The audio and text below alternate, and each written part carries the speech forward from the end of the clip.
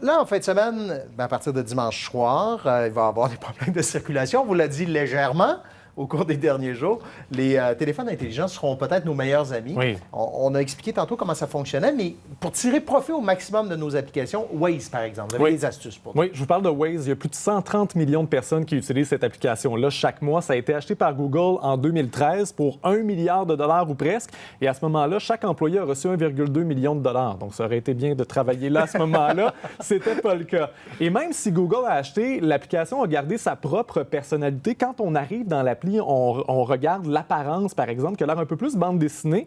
On voit les autres utilisateurs dans l'appli, les Wazers, avec leurs petits véhicules colorés comme ça. On voit également, par exemple, les policiers qui ont été signalés par les utilisateurs, comme celui-ci a été signalé il y a 11 minutes sur la 40 Ouest. Et l'application, ou plutôt la fonction que je veux vous montrer ce soir, c'est pour planifier votre départ lorsque vous partez sur la route le matin, ou plutôt la veille au soir. Donc, pour les besoins de la démonstration, on va aller, allons-y, pour le Stade Onco, disons, sur la Rive-Sud, comme on veut faire Rive-Nord, Rive-Sud. Actuellement, on me suggère de passer par la 440, l'autoroute 73, etc.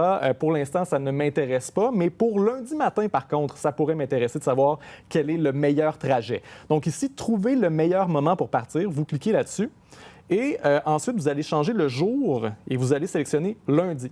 Et c'est votre heure d'arrivée à gauche qui va gérer les informations. Vous voyez que ça prend environ 23 minutes, mais au fur et à mesure que la semaine va avancer, l'appli va réaliser que les utilisateurs prennent plus de temps pour traverser et les données vont s'adapter, vont s'ajuster.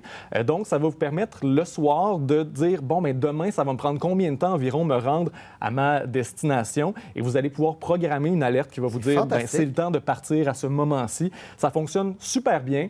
C'est pas une science exacte, mais quand même, ça peut nous permettre de planifier un peu plus nos déplacements au cours des prochaines semaines. Donc, pour le jour 1, peut-être pas impeccable, mais pour les jours suivants, l'algorithme va se concentrer, va s'ajuster.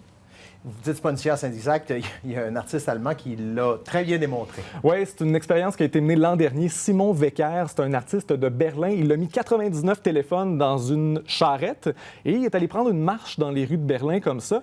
Et on s'est rendu compte qu'instantanément ou presque, les rues viraient du vert au rouge sur Google Maps. Donc, c'est pour vous montrer comment les applis sont efficaces, mais ça ne distingue pas un téléphone intelligent d'une véritable voiture. Donc, je trouvais ça quand même cocasse de vous montrer ça ce soir. Mais à partir de lundi, on va avoir tous l'impression d'être dans une petite charrette comme ça. OK.